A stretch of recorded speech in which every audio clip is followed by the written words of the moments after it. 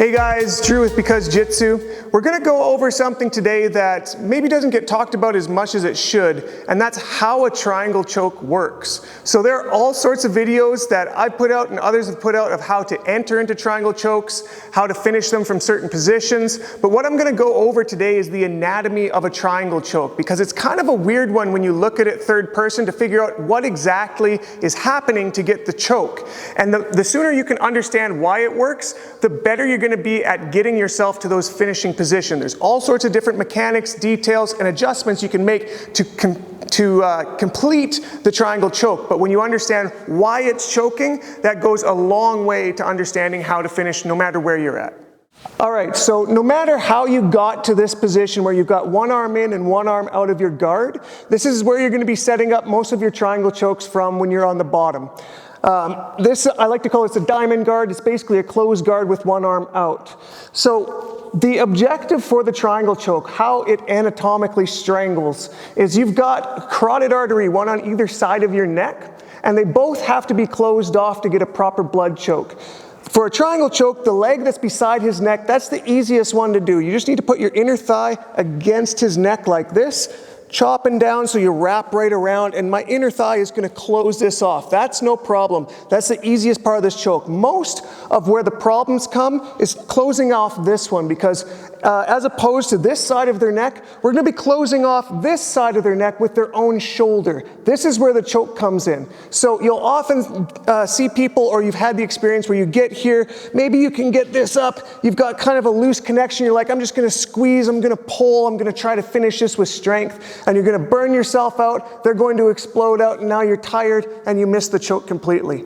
So when we get to this position here, I'll go over some of the finer tuning adjustments you can make, but my goal is to push this shoulder into that neck, knowing that I'm going to try to use my leg any way I can to shove their shoulder into that neck. One easy way to do that when I get here, say I'm at this position of adjusting, is instead of just trying to lock down right here and using my thighs to touch like my knees together, that is one way to pull their shoulder to their neck. But I want to try to preload this triangle before I close it. By taking my thigh here, I'm going to straighten my leg out and drive it up. You see what happens to his shoulder right there? You can see it pushing into his neck, and now I close it.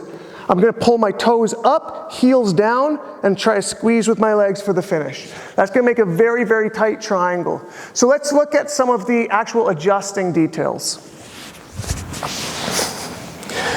So when we get to a diamond guard, again, however you got there, I want to try to get this shin behind this knee. To do that, I never want to just open my legs and leave an open hole for him to escape. If he just postures up right now, he's out. So when we have this closed circle right here, I want to make sure I don't take this off unless it's already closed. So I'm going to use this hand to reach up and grab my shin, and so I can take this leg off. One mistake people make is they'll grab their foot, and now I can't move my leg off. I've trapped it inside that circle. So make sure you grab on your shin, and now I can take this off and bring it to the hip and pinch my knee against his shoulder right here. So I've got a closed circle keeping this in, and I can also use this for adjusting. So one thing to remember with a triangle is it's always going to be better when you get an angle on it. It's an easy thing to remember. Triangle, you want to put an angle on it.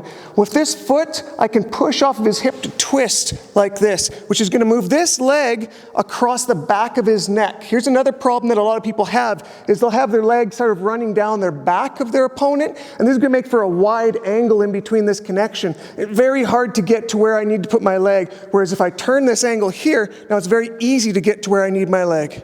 Now let's talk about, once we've got our angle, where to put our legs. So it's very common, especially when you're learning triangle chokes, to just try to throw this leg up and try to put your foot behind the back of your knee. This is the easy way to do it, but this is the problem, because I may be able to squish his shoulder in a little bit, but a lot of my squeeze is going to be bending my own foot right here as I'm pulling down. Like I said before, when we get to the finish, it's toes up, heels down. So when I go heel down, I'm actually bending my own ankle, which A, doesn't feel very comfortable, but that's not really the problem. The problem is that I'm not using my squeeze very efficiently. Some of that squeeze is being put into this joint, which moves. So it's actually sort of bending my foot until it stops bending before the squeeze happens.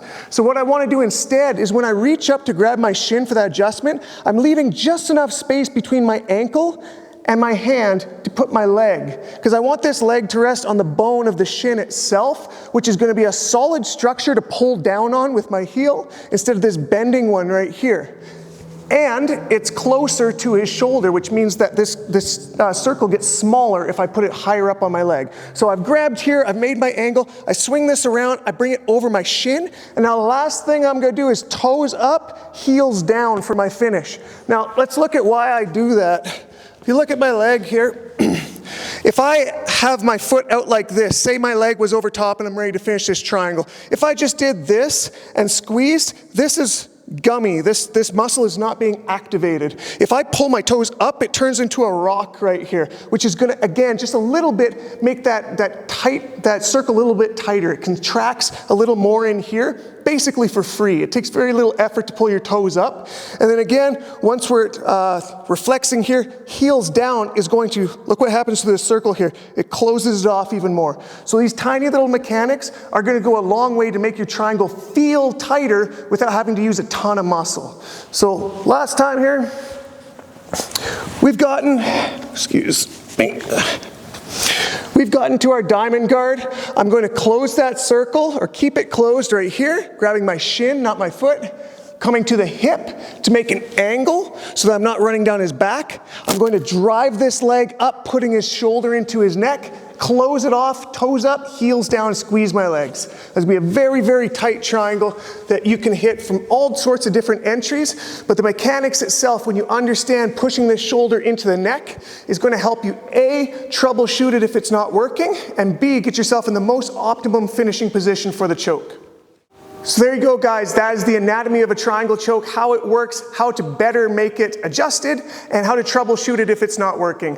I hope you like this. Feel free to drop comments, suggestions for future videos. Make sure to like and subscribe, share this with your friends, and we'll see you on the next one.